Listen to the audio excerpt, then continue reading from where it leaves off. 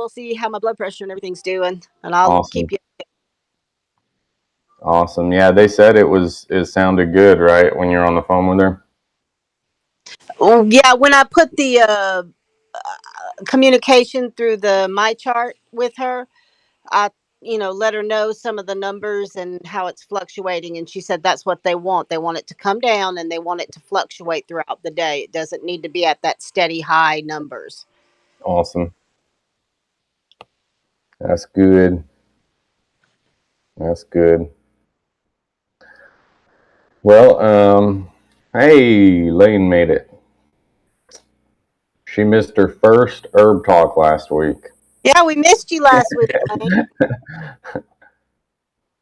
I was afraid if I tried to like listen with one ear and then visit people with the other ear, I was gonna not listen to one of the peoples, and I was like, yeah, I'll give them my undivided attention this time. So the last few herb talks, I've had pretty much a paintbrush in my hand and kind of my phone in my back pocket. So I know exactly how you feel with that.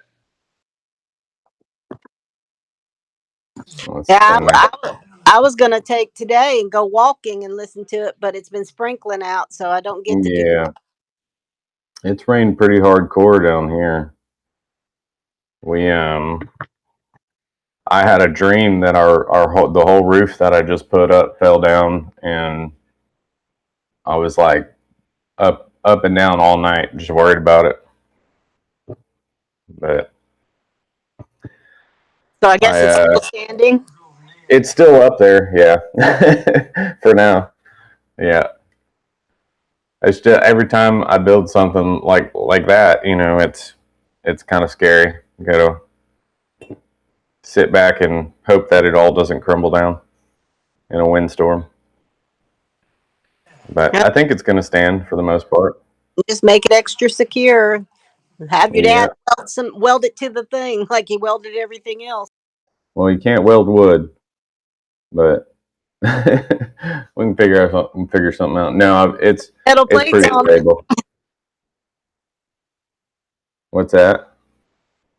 I said you could put some metal plates on it and have it welded. Yeah. Well, let's get started. Let's see. So, first and foremost, if you're watching this on YouTube, normally I do this introduction before anybody joins, but if you're watching this on YouTube, join our school account. It is in the either the comments or it's in the actual description of this video.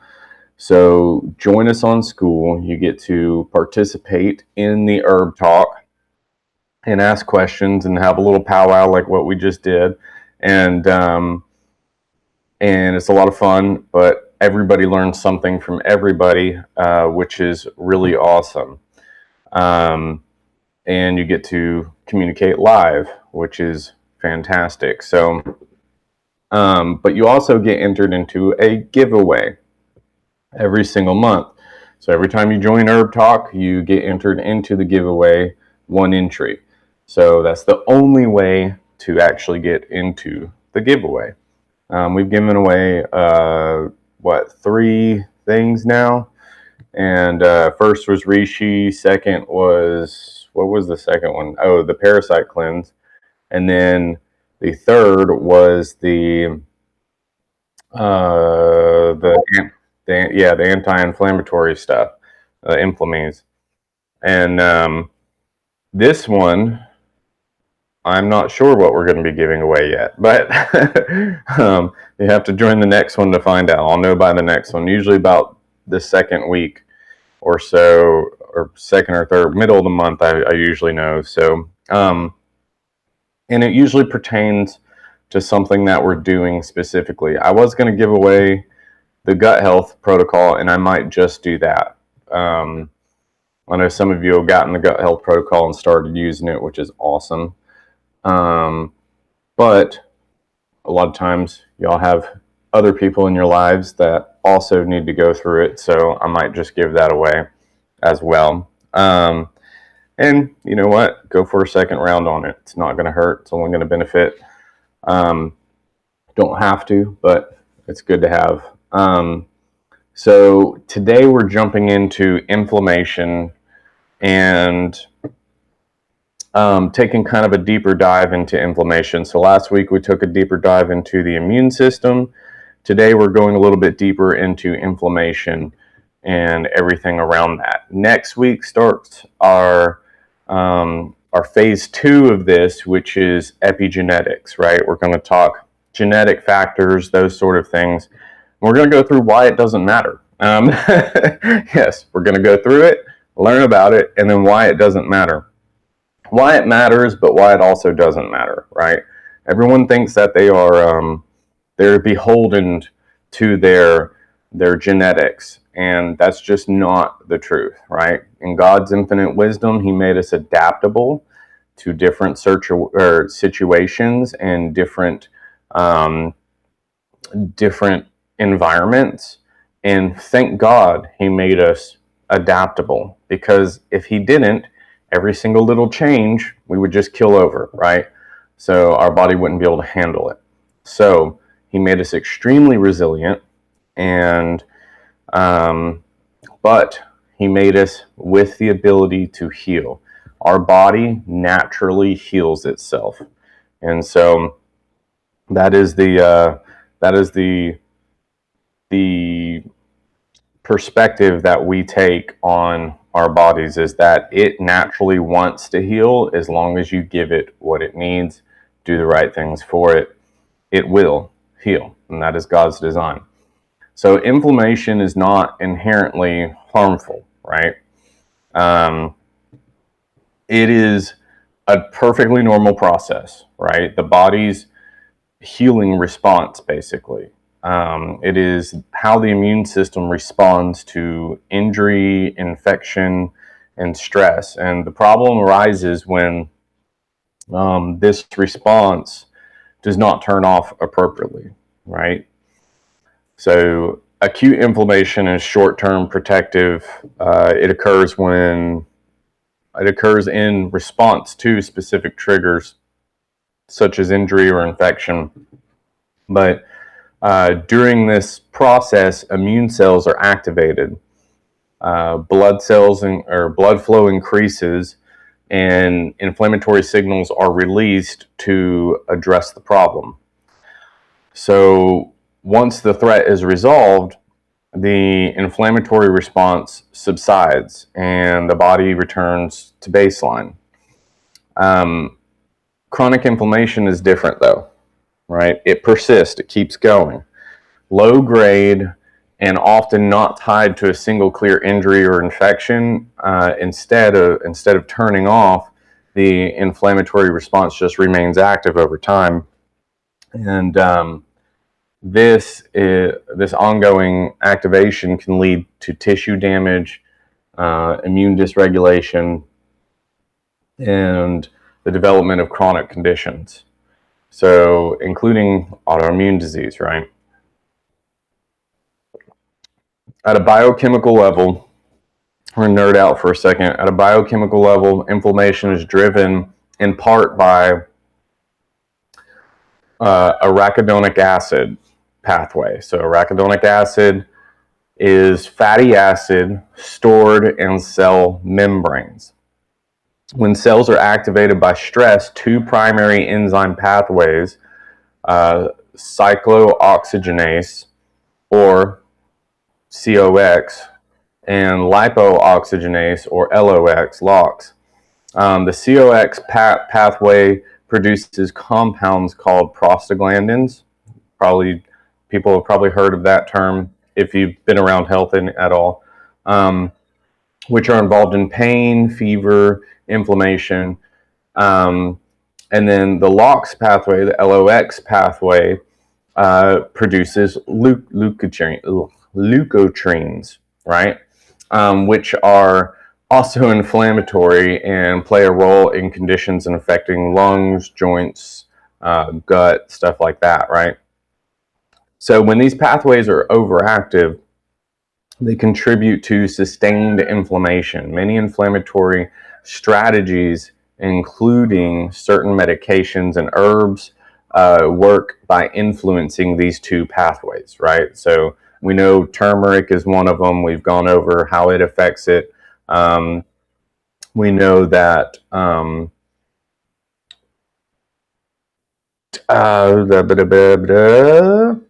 mind went blank. I've got it in my head. Boswellic acid also works in that area. And then andrographis, one that we learned about last week, also works in that area. But there's some others that we're going to get to today. Cytokines are another major component of the inflammatory process, right? We've touched on cytokines a little bit in previous herb talks. That's why you can't miss them, right? But if you do, they're recorded, so you're good. But these are signaling molecules that regulate immune activity. Pro-inflammatory cytokines such as interleukin 6 and tumor necrosis factor alpha promote inflammation and recruit immune cells to sites of activity. So that's where those other herbs specifically worked in the past and that we've talked about. Inflammatory cytokines help regulate and resolve inflammation, ensuring that the response does not continue unnecessarily, right? So a healthy immune system maintains a balance between signals or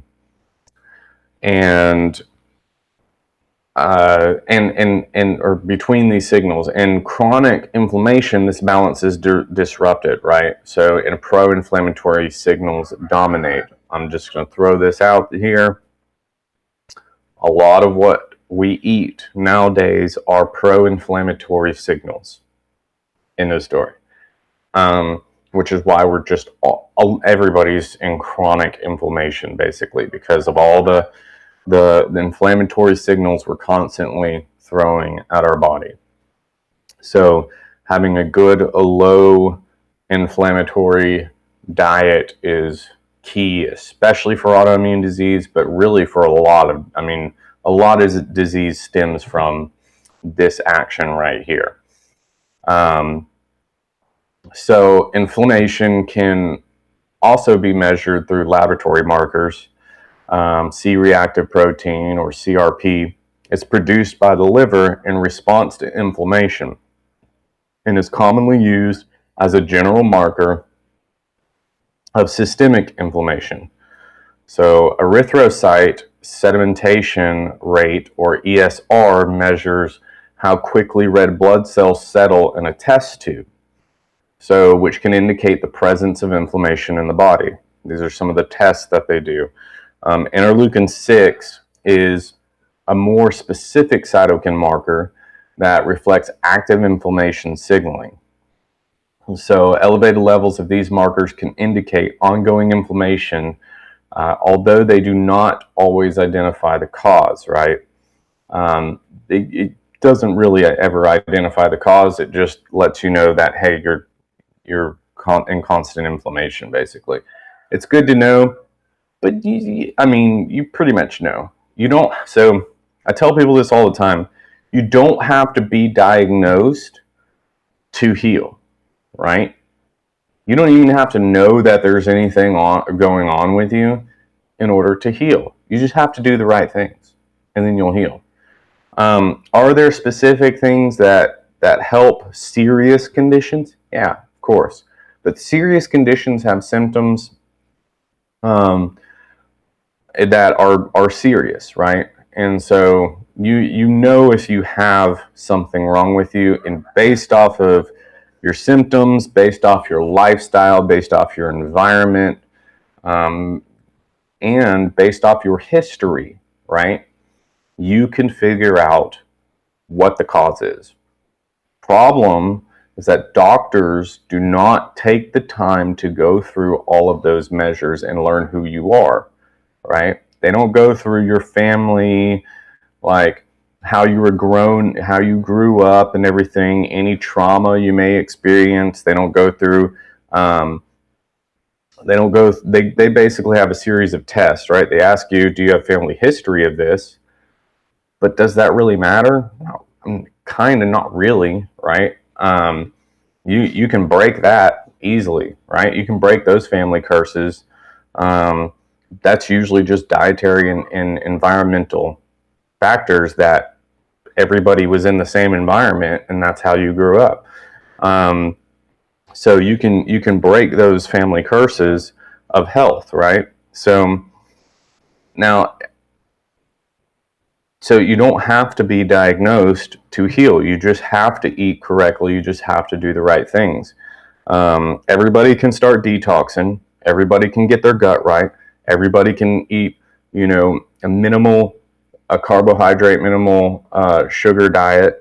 Anybody can get the right fats, the right clean calorie sources, and then the right minerals and everything else. After that, anybody can take longevity herbs that you can take every single day of your life that only improve your health, and never have any side effects, right? Everybody can do those things and everybody can be extremely healthy. But there are serious, conditions that you definitely want to know and use specific herbs for. But the majority of people out there, they just have something going on that, they might have gotten diagnosed for, but didn't really have to get diagnosed. They just need to do the right things. And so, lifestyle. So, in addition to lab testing, inflammation can be tracked through physical and symptomatic patterns, right? So, persistent fatigue, joint pain, muscle soreness, digestive issues, skin changes, brain fog, all of that can reflect underlying inflammatory activity, right? A lot of us go through life with those things normally, right? And we just think it's normal, or we're just fighting through it, or we're over caffeinating ourselves just to get through the day. And we're just over fatigued, over, everything, just overstimulated, over fatigued, over this, over that, can't sleep right? So lifestyle patterns, including, poor sleep, high stress, inconsistent energy levels, all of that. And reactions to certain foods can indicate that inflammation is not being properly regulated, right? So the goal in addressing inflammation is not to eliminate it completely, but to restore the proper regulation. It's all about balance. This means reducing unnecessary triggers, supporting the body's ability to resolve inflammation. So, and allowing the immune system to return to a balanced state where it can respond when needed and stand down when the threat has passed. It's a braking system that's written into your genetic code. Turmeric, we know about turmeric, right? We're jumping into the herbs of the week, right? So we've talked about turmeric, I think, like 3 times now, because it is so awesome for the immune system and to take on a regular basis, especially for autoimmunity. But it has many different actions, right? And that's why we talk about it several different times. But turmeric is one of the most researched anti-inflammatory botanicals. That's why we talk about it a lot. Primarily due to its active compound curcumin. And we can grow turmeric here in Alabama. I know somebody that grows it in Pelham. They have a lot of it. So if you want real fresh turmeric, let me know. I can get you in contact with him. His wife actually joins on here every once in a while, Sarah Mitchell. But they grow organic turmeric in greenhouses and organic ginger right next to each other. And it is wonderful. It's a wonderful experience to have actual organic turmeric fresh from Alabama. So one of its most important mechanisms is the inhibition of NFKB or NFXB. And it's a transcription factor, right, that regulates the expression of many pro-inflammatory genes. When NFXB is activated, it increases the production of cytokines such as TNF alpha, interleukin 1. So TNF, tumor necrosis factor, the interleukin and interleukin 6, right? And we've talked a little bit about this, I believe. But by suppressing this activity, curcumin reduces the overall inflammatory signaling cascade. So it's really important, especially when we've been sending such inflammatory signals to our body for so long. It's just in constant inflammation. And just so you know, if you don't think that you've been sending your body anti-inflammatory signals, if you go to a store and you get bread, you're sending your body anti-inflammatory signals. If you go out to eat at all, anywhere, doesn't matter where. If you go out to eat at all, you're sending your body inflammatory signals. If you use vegetable oil at all, you're sending your body inflammatory signals. If you, if you drink from a tap, you're sending your body inflammatory signals. There's so many things I could go through, from your water bottles to your bed sheets, everything, right? So you're sending your body. If you live in this world, you're probably sending your body inflammatory signals. Even me being out here, off grid and everything, I'm still, locked into sending my body inflammatory signals. We have converted, or at least I have, for the most part, converted most of my calorie sources over to food that comes off of our land. So that's pretty exciting. I think I'm about 75% of my calories come from the land or from a local source. So if I add in local sources, I'm probably about 80-90% of my calories in my food come from on our land or local sources. I just bought 10 gallons of honey and he gave me 25 gallons of honey. So I only bought 10, but he gave me 25. So I've got a whole bunch of honey, and with the raw milk that comes from Montevallo and stuff. That's where you want to be, right? You want to go to your neighbors and get your food or produce it yourself. If you don't have the ability to produce it yourself, you want to get your food from around you, right? That's the key. You want to go less and less into grocery stores and more to your neighbors. Develop good relationships with them. These people are going to be essential in the coming years, right? As things progress into complete chaos in our world, as some people say, when the stuff hits the fan, having good neighbors and knowing people with resources and being able to trade value is extremely important. It's extremely important right now.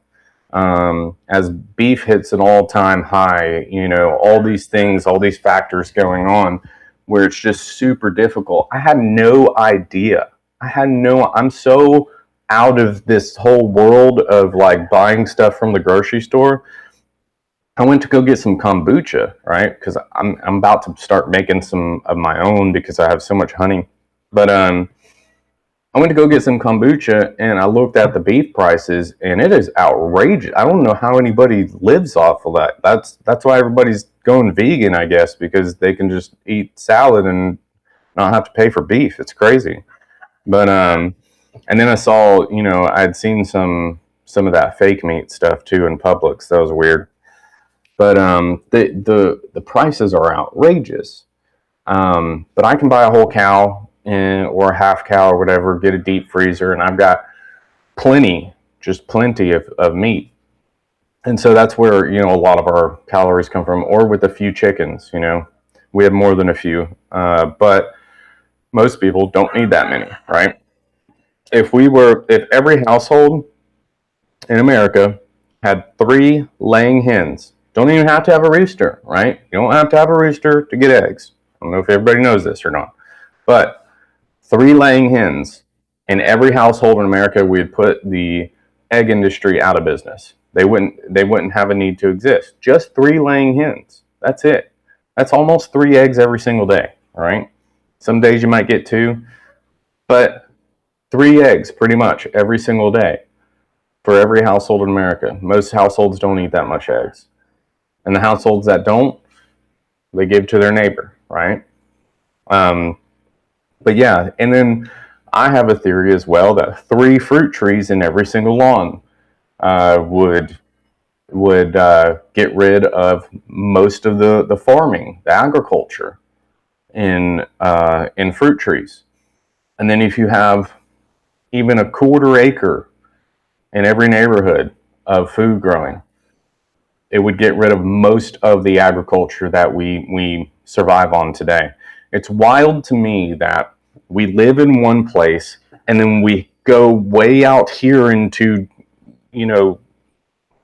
nowhere land to get one crop that is made for us and then process it and ship it into a store that is next to our house when we could have just grown it right there next to our house. It just doesn't make any sense to me. We've gotten so far away from food and so disconnected from reality. It's wild, man. It's wild. Anyways, I'm done with my tangent today. So in addition, curcumin has strong antioxidant properties, right? So curcumin's in turmeric, if you had forgotten what we were talking about. It helps neutralize reactive oxygen species, right? So it supports endogenous antioxidant systems such as glutathione. Glutathione is the master antioxidant of the body. It reduces oxidative stress, and it is closely linked to chronic inflammation and oxidative stress is the part that is linked to chronic inflammation and immune dysregulation, right? So keep your oxidation down, and first of all, you're going to live longer, right? Because you have less oxidative stress on your genetics, on your chromosomes, which degrade over time, right? Due to oxidative stress. That's the only way that your chromosomes, your telomeres on the end of your chromosomes, actually break down is through oxidative stress.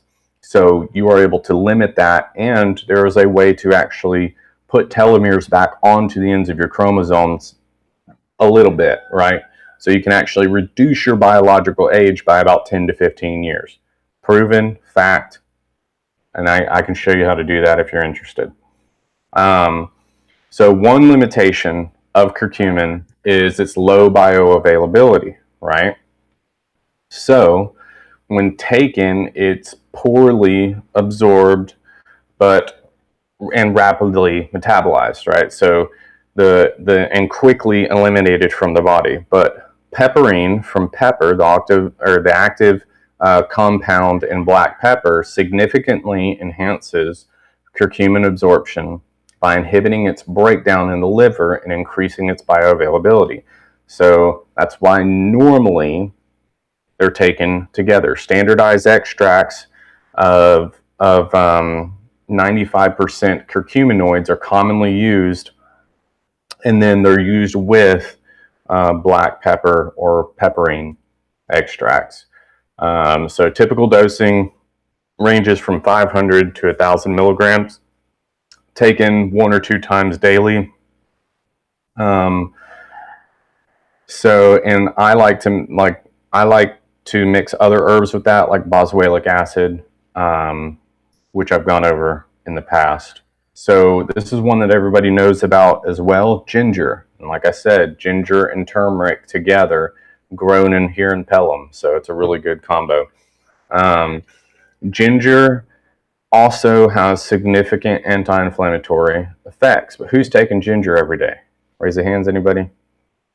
I am. I put it in my coffee, just so you know. It actually is really good in coffee. And just a little bit, and it really enhances the coffee, but it doesn't taste like ginger. It's interesting. Try it. But cinnamon and ginger are something I always put in my coffee. But there's a blend. It is an Ayurvedic blend of spices called garam masala. It's an Indian thing. Garam masala has, I don't know all of the ingredients, but I know it has ginger and it has cinnamon and it has nutmeg and those sort of things, and maybe pepper too. I use that in my coffee, and it is so good. So good. So, ginger contains active compounds such as gingerols. Who saw that coming, right? And shogols, right? So, which have been shown to inhibit the COX and LOX enzymes within the arachidonic acid pathway. So this dual inhibition reduces the formation of both prostaglandins and leukotrienes, making ginger effective for reducing inflammation in joints, muscles, and digestive system, right? So ginger works on both of those pathways, not just one like turmeric, right? So really awesome. And if you're taking it every day, you might notice the difference, right? But if you're not taking it every day, you're not going to notice the difference. It's something that has to be taken every day to really build and accumulate its effects, right? So ginger also supports digestion by stimulating gastric motility, and enzyme secretion. So this can help reduce gut stagnation, bloating, and irritation, which are often associated with inflammatory conditions. You got to get your gut right. In addition to its anti-inflammatory and digestive effects, ginger has antioxidant properties, and it may reduce nausea and improve circulation. It can be consumed fresh as a tea or in powder form. The typical daily intake range is from 1 to 2 grams. So you can take a good bit of it and not have any bad or ill effects. I like fresh ginger a lot as well in different things. You can take and grate it on stuff, and it adds such a cool spice to stuff. But as well, just powdered or as a tea as well, in a tea. Rosemary. So a lot of you know about rosemary, but you don't use it every day, right? Provides anti-inflammatory and antioxidant support through compounds. Now, there is a difference in old, stale rosemary you get on a shelf and freshly grown rosemary in your yard, right? There are acids and volatile compounds that you lose when you have it sitting on a shelf or dry it and have it sitting for years and then finally consume it, right? So freshly growing rosemary in your yard is way different medicinally, right? It's not nowhere near as powerful when you buy it off a shelf as when you get it out of your own yard. Easy to grow too, super easy to grow. Once you get it started right, it becomes super prolific, and you can have as much rosemary as you want. Very powerful stuff. But it has compounds such as rosmarinic acid and carnosic acid. So rosmarinic acid, it has been shown to reduce inflammatory signaling and inhibiting pathways involved in cytokine production and oxidative stress. It can help decrease levels of inflammatory mediators while protecting tissues from damage caused by free radicals. Rosemary also supports the nervous system. It may improve in circulation and cognitive function. Its antioxidants affect and help stabilize cell membranes and reduce the impact of chronic inflammation on tissues. So in addition, rosemary has mild antimicrobial properties. So it may support gut health by helping regulate microbial balance, which is really good as well. It's amazing culinary herb right? It's great in teas or as an extract, right? But regular use, even in smaller amounts, can contribute to an overall reduction in inflammation and inflammatory load. That's the key, though. It's like regulatory use of these herbs, right? These are things that should be integrated into your lifestyle, not just taken for a little bit and gotten off of. Oregano, thyme, marjoram, those sort of herbs are all easy to grow, all amazing medicinally. But if you can't grow them, just get a really good source. Go online, search the sources. mountainroseherbs.com. It's one off the top of my head. There's a lot of really good sources of these herbs that are more fresh and readily available than walking into your grocery store, because I know that most of those herbs there have been sitting for years. And now I think they're doing freeze-dried herbs in some places. So they actually retain a lot of those medicinal compounds and stuff in the freeze-dried properties. I think they're lighter, and I think they're probably more expensive. I don't know. I believe. So probably because you're not getting as much in the same bottles, why I think it's more expensive. But so I would definitely just look into that. But freeze-dried, it does hold a lot of those volatile compounds and everything. You can actually taste and smell those volatile compounds if you do just a regular dried one from the grocery store and then a freeze-dried one from the grocery store. Can't remember which one I got when I tried this with, and can't remember which herb it was, but it's a significant difference, right? So together, turmeric with black pepper, ginger, and rosemary act on multiple levels of the inflammatory process. They influence cytokine signaling and reduce activity in key inflammatory enzyme pathways and provide antioxidant support, right? So helping to restore balance rather than simply blocking inflammation at a single point. So concepts of the week. Those are the herbs of the week. We'll whip through this real quick and then get to just talking. Powwow. So anti-inflammatory foods work by influencing immune signaling and reducing oxidative stress, right? And helping regulate key pathways involved in chronic inflammation. The most impactful categories include omega-3 fatty acids, polyphenols, and colorful phytonutrients. Omega-3 fatty acids are essential fats that play a direct role in controlling inflammation. They are found in foods such as fatty fish, flax seeds, chia seeds, and walnuts, and are the most biologically active forms of EPA and DHA, which are primarily found in fish. Omega-3s help shift the balance of the arachidonic acid pathway, while omega-6, this is where the inflammatory signals, omega-6 fats tend to promote the production of inflammatory compounds. Omega-3s lead to the formation of less inflammatory or even anti-inflammatory signaling molecules. They also contribute to the production of specialized pro-resolving mediators, which actively help turn off inflammation and promote healing. This is where we are on high omega-6 diets. Everyone in America, super high super high omega-6 diets, right? Super inflammatory diets. We used to get a lot more omega-3s. This is the balance that we're just way off in with the standard American diet.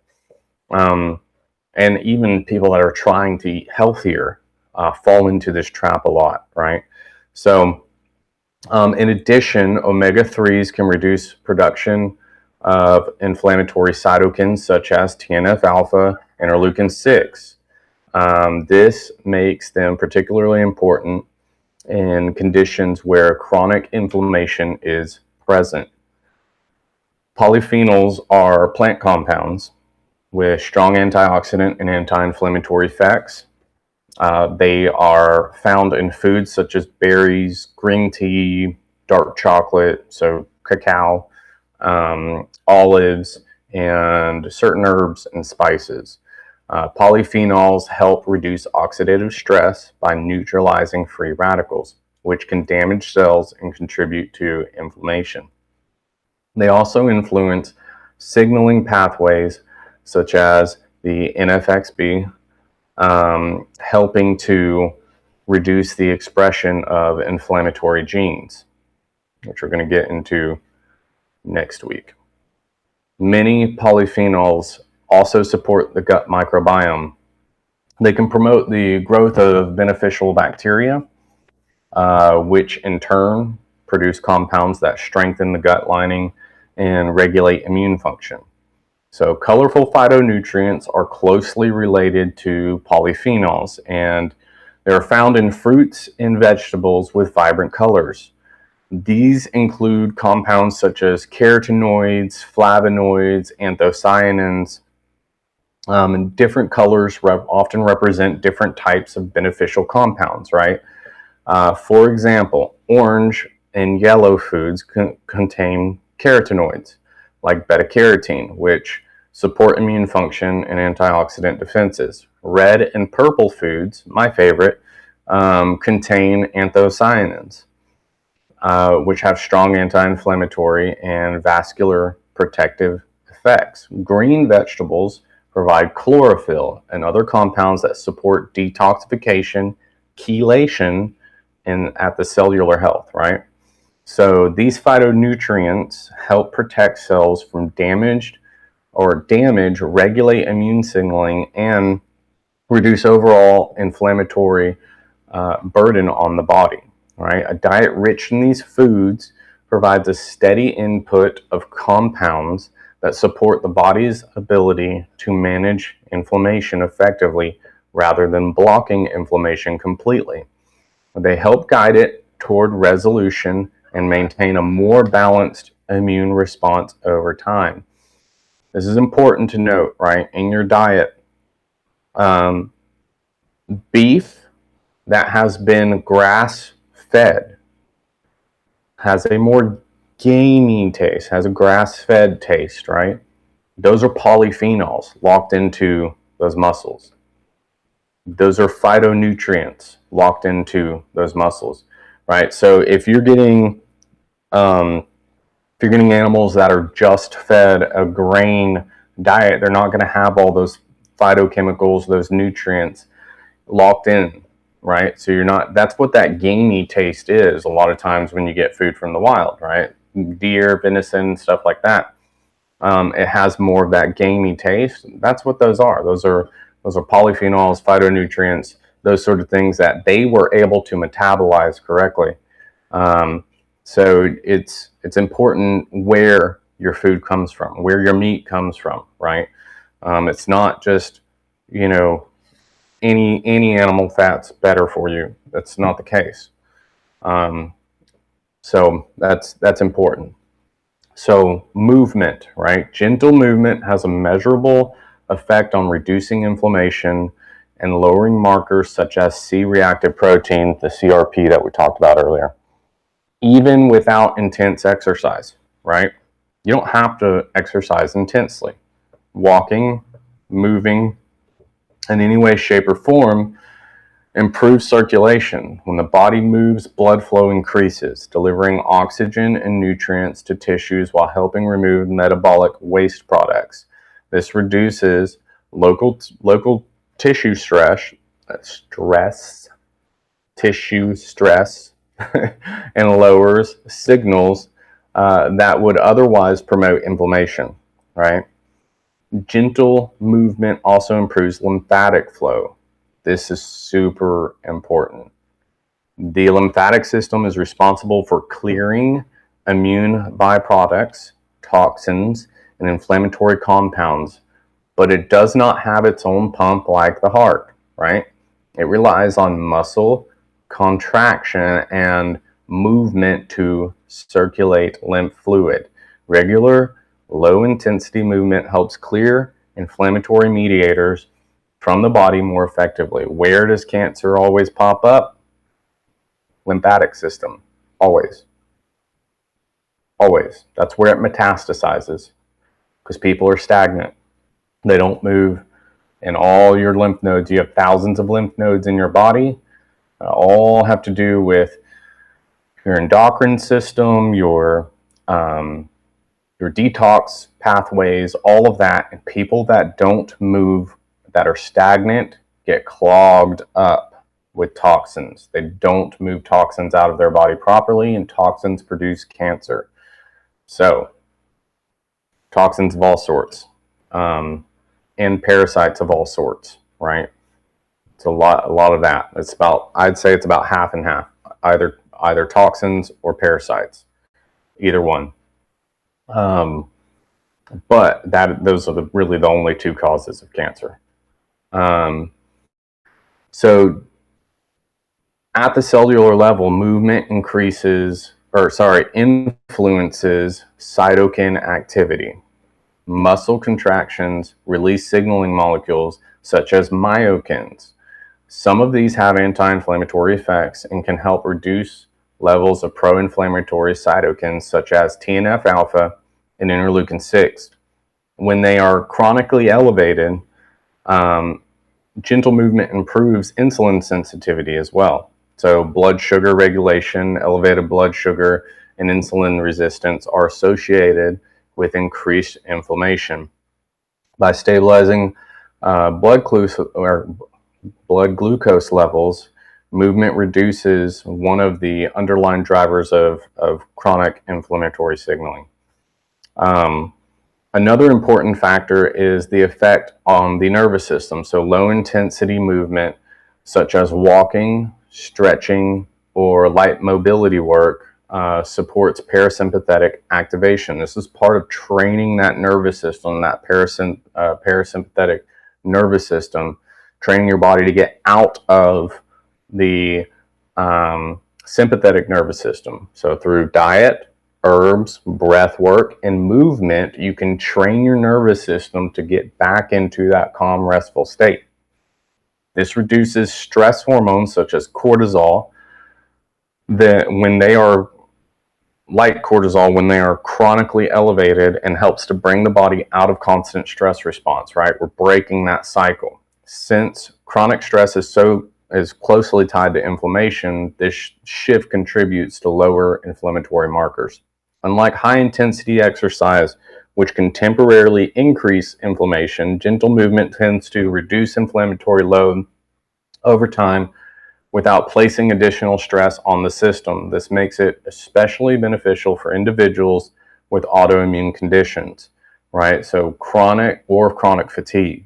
So if you're really tired all the time, not sure what's going on there, gentle movement is really good. Where excessive stress or the body can worsen symptoms, right? So intense exercise is really good. It's not good all the time, and it's not good all the time for certain individuals especially, right? But over time, consistent gentle movement has been shown to lower CRP levels and other markers of systemic inflammation. So the effect is cumulative, right? It's not about intensity, it's about regularity, sustainability, it's about consistency, right? So simple forms of movement such as daily walking, light resistance training, mobility exercises, or stretching can provide these benefits. The key is consistency and keeping the intensity at a level that supports recovery rather than adding stress. If you work out in a particular way to where you're not breaking your muscles down, you're not becoming inflamed, right? Can you get stronger that way? Oh yes, you can become extremely strong by working your muscles out and not tearing them. This is a mind shift. This is a game changer in the workout world, right? If you train your nervous system to tense your muscles harder, you can become stronger without gaining muscle, right? It's been shown so many times. You have these little dudes that can lift astronomical amounts. I know my dad's probably seen a lot of that, and he himself was able to lift astronomical amounts at just like a weight of like 150 or something like that. I don't remember what your weight was when you were lifting, Dad, but yeah, just it's crazy, you know. Big dumb muscles are not always the way to strength. There's other ways. There's a reason why, you know, Bruce Lee weighed every bit of 140 pounds and felt like you got hit by a truck when he hit you, right? Because he knew how to tense his muscles extremely hard and extremely quick. So, training your nervous system in that way is also the same way that you train your nervous system to get out of sympathetic nervous system and into your parasympathetic nervous system. But yeah, that's our inflammatory thing. You know, I didn't even say this is number 6 for autoimmune disease. But I know, Chris, you had some things you wanted to, some testimony, didn't you? That you wanted to go through. Well, I do, but probably not in a public forum, though. Okay. No, No matter. I can tell you, I've been on some things that you've given me, Mm-hmm. and yeah, it's definitely been good. Definitely been good. Awesome. Hey, that's testimony enough right there. That's great. It hadn't been bad, so that's good. That's right. That's But, right. The wife does see all the herbs in the cabinet. She's like, "What in the world?" But no, I can tell you, there's been some differences and some noticeable changes in some different areas, and it's been pretty cool. That's cool. It's always fun to see the effects actually happen, and because you know when you take stuff and nothing happens, you're like, did you actually do anything? But to actually be able to recognize and see some differences is really cool, because then you can start to realize, okay, this stuff might actually work, and you know, if I do it on a daily basis, if I take the right stuff, then it can actually do something. Well, not only that, you notice when you're not um, you're not in the routine, and Mm-hmm. that's pretty cool. I mean, it's not only physical changes; it's some Yep. mental changes. I mean, you know, all the guts, your second mind or second brain Mm-hmm. or whatever it is. You know, I think that's important to really realize, and you don't really realize it until you kind of experience it yourself. I've been on that gut Mm-hmm. protocol, and it's been cool. It's been really Yeah, neat. that's cool. Yeah, that's really awesome. Yeah, and we're so stuck in the daily grind of everything that we don't really realize that we are not living at a higher quality of life. Like, we get stuck into the everyday normal, and we think that, you know, being tired and stuff is normal, being, you know, depressed is normal, being anxietal is normal, but it's not. It really isn't. Those things Well, are and useful. yeah, absolutely, and especially to notice in times of big transitions. Mm-hmm. You know, we're in the process of moving. We're in the process of transitioning out of the church, and all of those things. And in times of great transition, usually you don't. There's additional stress there, and Mm-hmm. so I can definitely tell you that it's been really good to have kind of the some things being stronger in different areas Mm-hmm. in order to deal with a lot of that stress, and Yeah. really thankful. Yeah, that's awesome. That's good news.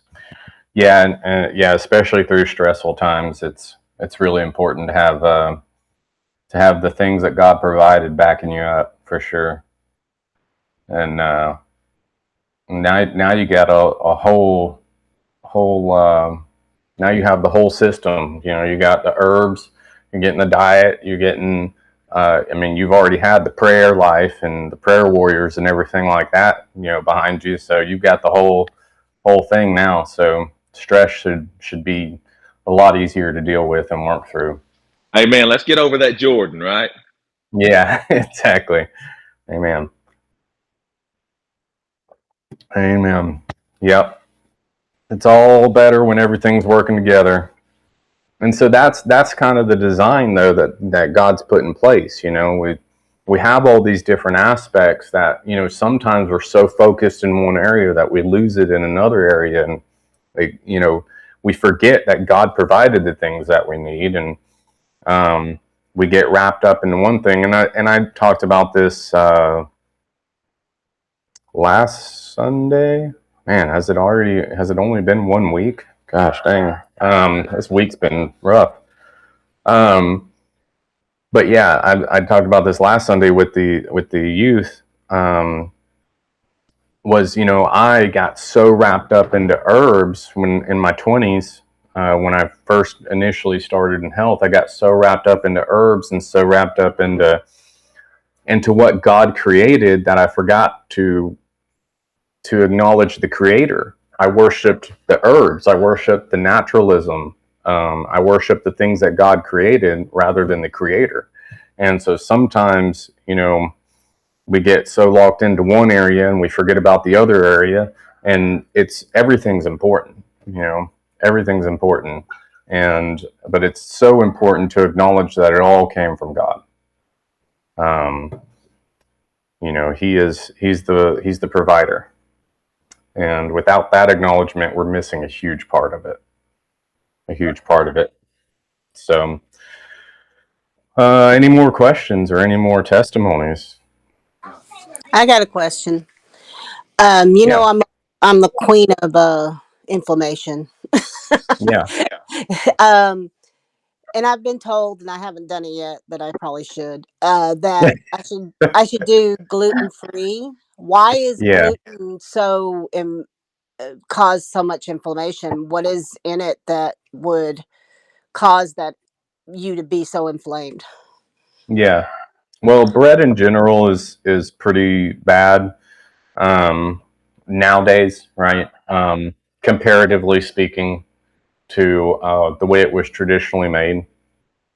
Um, but gluten itself is not great. The problem is that we have extremely high sensitivity to gluten because not only has the structure of it changed, so it causes inflammation in the gut, right? Um, but the structure of it has changed, and the amount of gluten in this genetically modified slash hybridized version of wheat is astronomical compared to what it used to be, right? And so whenever you have those sort of imbalances in the structure, chemicals change and stuff like that, it becomes less tolerable in the gut. So it causes inflammatory response first in the gut lining, right? It damages the gut lining. Um, it messes with the zonulin. We talked about that couple of the herb talks ago. I don't remember which one. We're 6 in, y'all. It's going to get harder to remember which ones we specifically talked about it. But the opening and tightening of those cell membranes, right? Um, when gluten triggers zonulin to open and increase the permeability of your gut lining, foreign things can get into your body, right? That is the gluten response. That is the issue right there. Is foreign, non-digested, non-fully digested things getting into your body, and that causes the aggravation, the inflammation, right? So that is the main issue of it. Smaller amounts of gluten in something like the elk horn flour, right? With all the fats and all the bran, the fibrous stuff, reduces that contact of gluten um, along your gut lining, right? So it doesn't have as much of an inflammatory issue there. So getting fresh milled flour from an ancient source of wheat and fermenting the actual process of a 24-hour fermentation on the bread changes the way it digests, right? It reduces a lot of the inflammatory signaling in it. It reduces a lot of the sugar in it and changes it to B vitamins, through the process of growing yeast or even bacterial fermentation. You change sugar into protein, B vitamins, and everything else, right? And beneficial acids that are really good for your gut. So that's why sourdough is becoming such a big thing, because people can process it better. But sourdough, in the sense that you go to a store, remember, it's all, you can go to a store, it's not going to be the same. If you go to a store, it's probably not been fermented that long. A lot of times, a lot of breads, they say it's sourdough, but they just added some soury flavor into it, right? It's still done with enriched, bleached, folate in toxified stuff, right? The folate that you don't need, that actually causes neurological damage. So there's a lot of issues with getting bread from the store. Can I add a thought to that? Yeah. I was actually going to say you probably know a lot about it too. Well, my thought is we don't move as much as our grands and ancestors used to move, and I think like a majority of the problem is that you're eating different things, and then it's just sitting in your body, and with the less movement, like they used to, eat pretty much anything and it would work for their body, but their body was working. And when we're staying still, things are fermenting in us, not for the good for us, and it's just sitting there and it doesn't know where to go to help your body. And so it's hurting your body. Yeah. Yeah, that's a huge part of it as well. But now you have to look at, though, the change of food from then until now. It's not the same. But then also, that fermentation process, when you let it ferment 24 hours, it's already been fermented. So it's not going to ferment inside of you. There's a way to do bread, and there's a way to do bread biblically. Two different ways of doing bread. And so it's important to note that and how they used to do it and process it the correct way. I'm not going to say that all processed foods are bad. Obviously, processed like in the way of like chemical addition and stripping of compounds and everything like that is really bad. But everything you have to process, whether it's cooking, whether it's cutting it up, that's a process. But noting how those things are processed traditionally is really important. We have such a disconnect from that little bit of work that used to be involved in creating and making our food, that we've traded it all for convenience. But that convenience is stripping our minerals. It's damaging our bodies, and we're disease ridden. I mean, I've pretty much. It's hard to meet somebody that isn't on some type of prescription, right? And that's really bad. Like, that's not normal. That's not okay. Like, it should be a very, very, very rare occasion to actually meet somebody and then be on a prescription. But nowadays, everybody is. Everybody over 40 is, especially.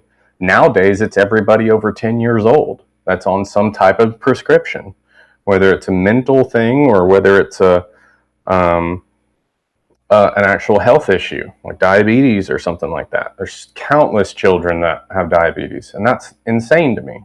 That should not be the way it is.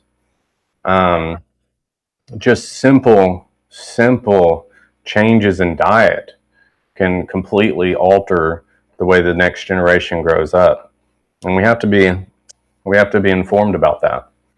Otherwise, we're all headed a really bad direction. I mean, we're literally eating ourselves into extinction.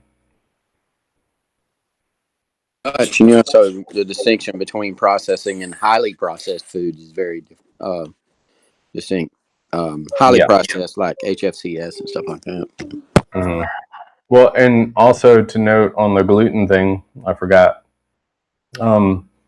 You know, you have to be careful as well with glyphosate, right? So glyphosate is one of those extremely damaging chemicals that has residuals um, in wheat, in barley, and those sort of things. They spray it on it right before they harvest, right? It's what dries it out completely before they harvest. So it's not completely washed off at all through any of the processes. It's horrible for you. And it can go through animals and be in animal products as well. So that's something that you really have to watch out for as well. If you're feeding it to animals, it will end up in your diet somewhere, completely damaging you. A lot of people think that they are gluten intolerant. They have a serious gluten sensitivity, but in all reality, they have a glyphosate sensitivity. That happens a lot. I've seen that several times.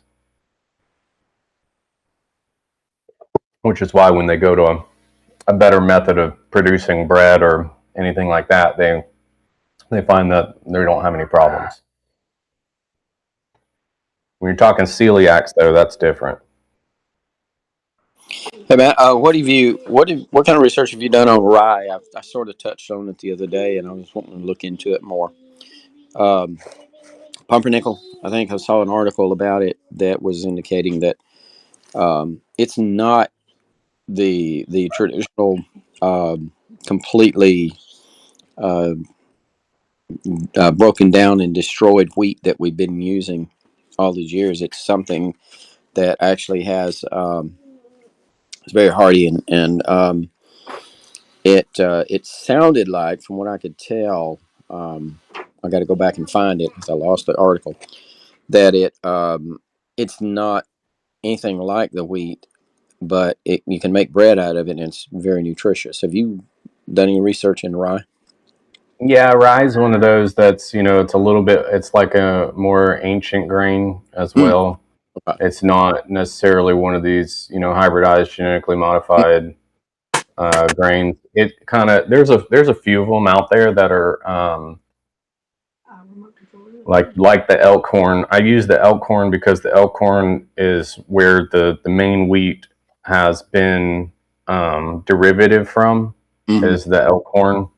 Um, but the ancient form of that is the elkhorn wheat, and it is so much better for you. Um, the rye is, I don't remember where rye stems from, but I know it is one of those in that category of more ancient grains that you can use. I don't particularly like rye bread. It's got a unique flavor, but I've had it before. But it still contains gluten, you know. Mm-hmm. But um,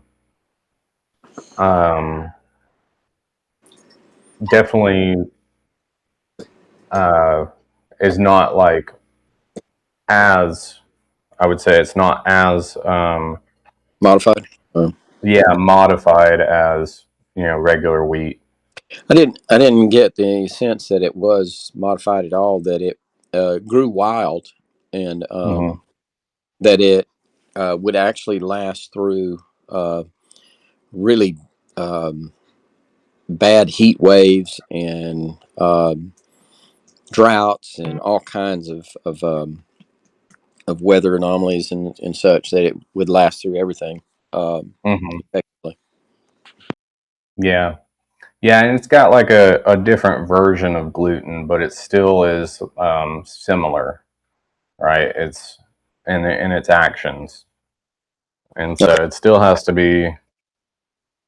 It's still something that you got to watch, especially for people with gluten sensitivity. A Is lot it? of these grains. What's that? I'm sorry. Is it the same? Is it been highly processed like the and modified like the regular That's wheat? yeah. So what I was about to say is a lot of these grains. although they might kind of like elkhorn, still might come from an ancient genetic line. It still has it can still be just as processed, right? So it can be still just as stripped, just as bleached, just as regular wheat. So you still have to make sure that you're getting it from a good source. Your source is everything. Um, but if you want, so I mean, a lot of times people will mix these together too. They'll mix, different ancient grains together to get a more complete um, and better consistency and everything for their bread and stuff. But you look up different recipes and they use them for different things, right? So, and I don't know if Lane has done this. She does a lot of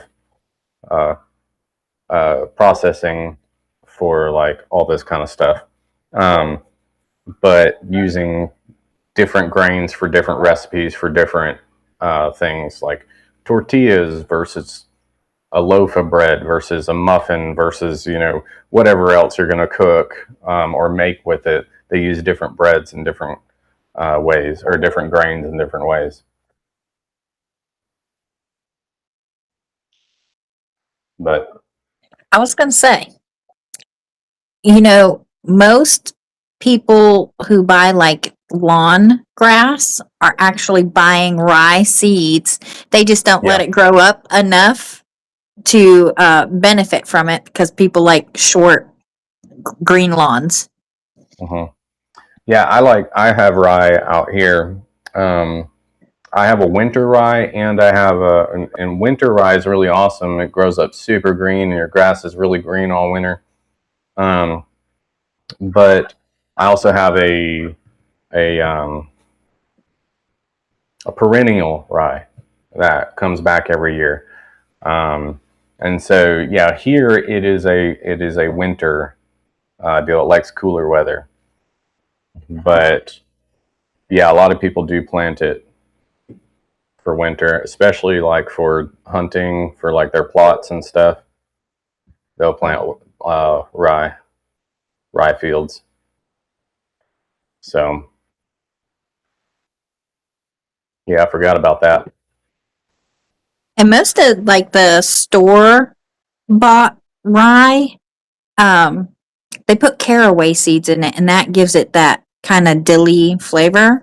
I'm Yeah, pretty sure if you just leave it out, it'll taste like a normal wheat bread.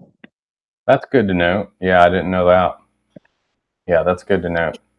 Yeah, Yeah, so rye maybe is it more is dry. Rye is more a dry. drier bread, It is. and You're that's right. Yeah, you get that probably crumbly, why more you have a crumbly. hard time with it. Yeah, more crumbly texture. Yeah, that's why I mean some of them come out with that crumbly texture, drier texture, and that's why they mix different things into it for different outcomes. Like just depending on what you're trying to make. The uh, I don't suggest it, but making a pound cake is a lot different than making a loaf of bread. They may look the same, but they're completely different, right? Um, but yeah, it's all for different texture, different ways of cooking.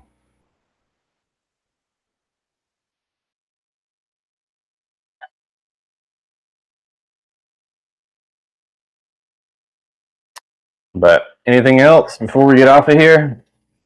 Hey Matt, you mentioned Yeah. planting fruit trees. What are Yes. some of the best things to plant? Like, so we city folks, right? Um, but we got a decent sized yard. What would you suggest? So, um, something that you're going to use. That's that's the key, because you can plant anything, but if you're not never going to actually eat it or use it, then it's pointless. Um, I So some things that I would say that are aesthetically pleasing, especially for a yard, and you kind of got to look at your area and kind of figure out where and what you can plant. But obviously, peaches do really, really well here. Everybody knows what peaches look like.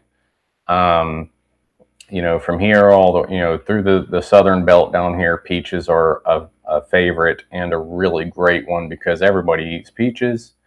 They're easy to grow. They produce a lot of fruit. You just have to prune them, right? You have to prune them every winter, and I would say prune them every winter and then go through and get all those suckers off of them kind of early summer. And then you do those two things, every year. Really easy maintenance. You just get out there and do that twice a year. And you have these beautiful trees that branch out and provide a ton of fruit. And then I would say apples don't do that well here. They do well, but you're going to be down a little further south, they might not do as well. They have to have specific cold hours, specific amount of cold hours in order to produce fruit. But I really like our lemon trees, and everybody loves lemons. Find a lemon that does well in your zone. And I don't know why ours do so well in our yard, but they do. It's a south facing yard, probably why it does so well. And we have a big oak tree that doesn't quite stretch over them, but it does protect it from frost. So our lemon trees do really, really well in our front yard in Pelham. They'll probably do better down south where you're going to be. But a Meyer lemon, although it's the best tasting, isn't probably going to survive outside through the winter. So you have to find a specific type of lemon that will do well there. There's hardier ones that you can research. But that's something you can add to anything. I love, squeezing a lemon into a jar with a little bit of agave nectar and some salt, and it's a great refreshing drink. Stuff like that, and you can have that pretty much every day if you have a lemon tree, because they produce so many lemons. It takes a few years, but they produce a lot of lemons. So there are some really cool ones like Mayhews, I believe is what they're called, Mahews. Really cool. I'm trying to think of the fruit. There's these little fruits that come off. I'll have to research a little bit more, but there's some really cool fruits that have like an apple cinnamon flavor, and I don't know if it's the Mayhew or if it's like a Medlar or gosh dang, I wish I could remember what it is. Medlar fruit. Let me see. Yeah, Medlar. So Medlar fruit trees are really cool. They almost look like a persimmon, kind of, but they are they have this like apple cinnamony kind of like an apple pie kind of flavor. Really cool tree. So something like that would be fun to have. I grew pears. Pears are always really easy to grow. You just let them go. You don't have to do any maintenance. Just keep everything off of them, and they'll produce. You have to do them in pairs, right? A pear needs a pear tree. Luckily, there's a lot of Bradford pears in Alabama that are kind of like a universal pollen donor. A lot of trees, you do have to have another tree to pollinate the other tree, right? So I always plant stuff in pairs. I actually plant stuff in threes. I like that number better for obvious reasons, but it's always have a second tree there just to make sure it gets pollinated well. So whatever you look at planting, get two of. But yeah, medlar trees are a really cool, fun one that nobody really knows about. There's a bunch. And blueberries, right? even though it's not a tree, it's a really nice little, bush that you can replace just about any hedge bush with, and you can have blueberries that produce every year.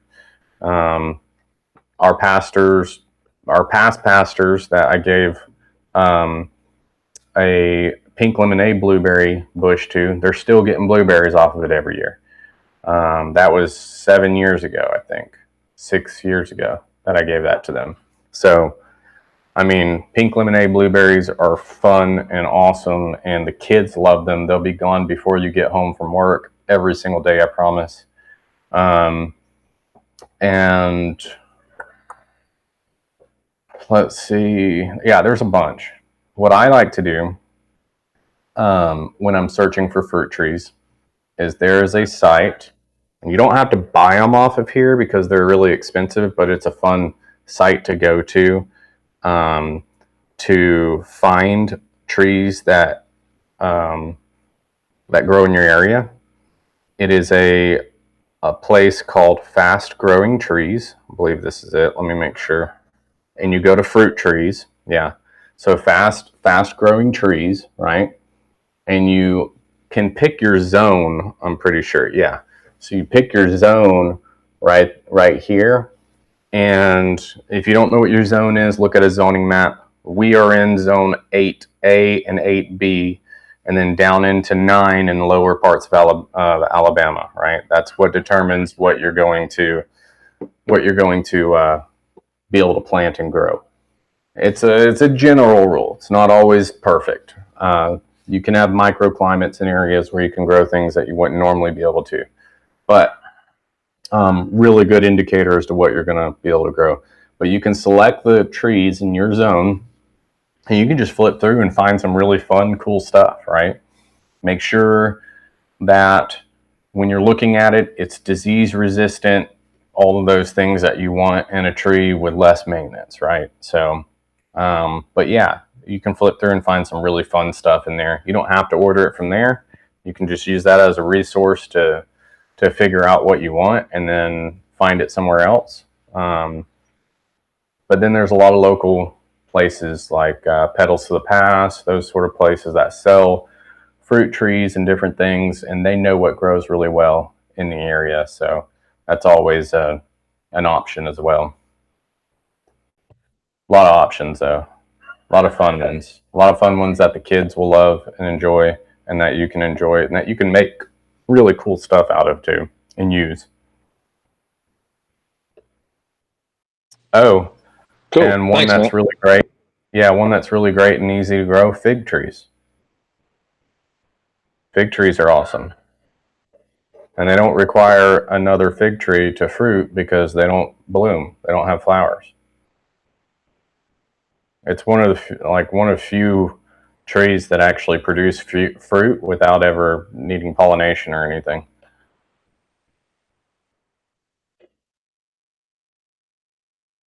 So if you want to stick, biblical, fig trees and mulberries and grapes, and you're there.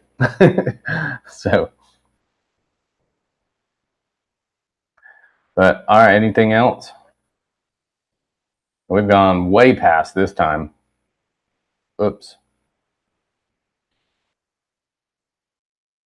All right, I'm going to sign off of here. Y'all have a wonderful day.